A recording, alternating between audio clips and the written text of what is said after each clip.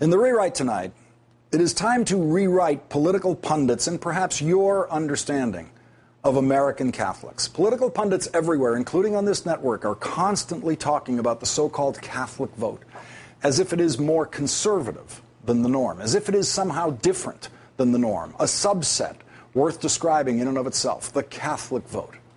I have for years inveighed against this thinking, pointing out that American Catholics support abortion rights in the same proportion as the rest of the country does.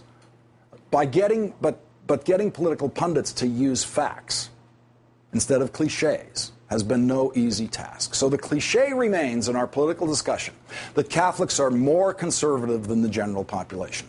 Please know from this point forward that every time you hear a pundit say that, you're hearing someone who does not know what he's talking about, does not know who he's talking about. A valuable addition to our understanding of the thinking of American Catholics has arrived in the form of a new study about Catholic attitudes on gay and lesbian issues. The big finding here, according to Robert Jones, one of the authors of the study, is that American Catholics are at least 5 points more supportive than the general public across a range of gay and lesbian issues. Let's begin where any study of Catholics must: sin. A majority of Catholics, 56%, believe that sexual relations between two adults of the same gender is not a sin. Repeat, not a sin. That's 10 points more than the general population.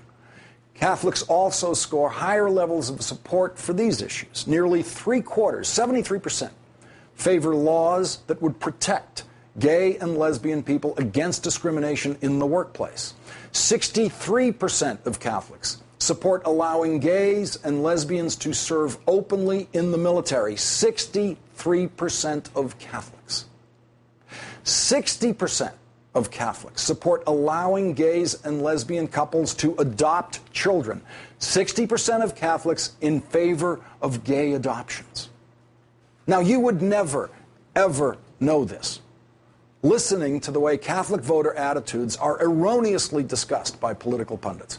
And Catholics are more supportive of recognition of same-sex relationships than any other group of Christians and the general population. Nearly 3/4 of Catholics support allowing gay marriage or same-sex civil unions.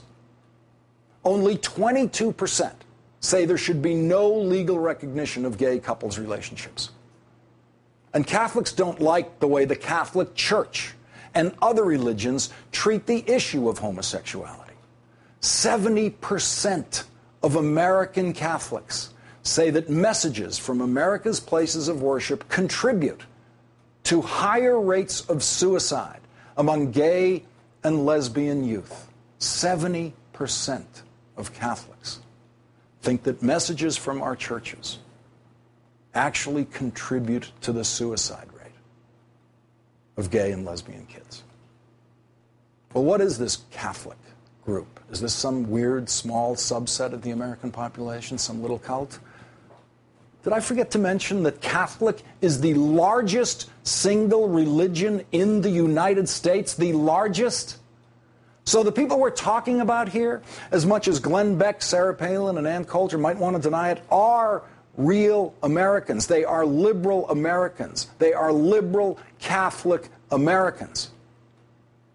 They're not some weird lefty cult.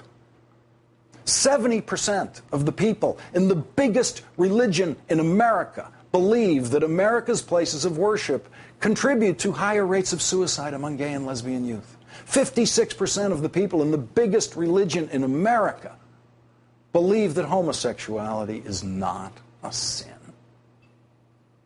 And 74% of the biggest religion in America supports marriage or civil unions for gay people. When Glenn Beck and Sarah Palin say that people who think that are not real Americans, understand that Glenn Beck and Sarah Palin are slandering 3/4 of American Catholics. And when Glenn Beck slanders those millions and millions and millions of liberal American Catholics, he does so because he believes he is religiously superior to them. He believes he achieved this superiority by becoming a Mormon, a religion that was founded in upstate New York by a polygamist who insisted that every known branch of Christianity, including Catholicism, is simply wrong. So Beck did not invent his know-it-all religious superiority. And what Beck clearly knows nothing about is what real Americans actually think.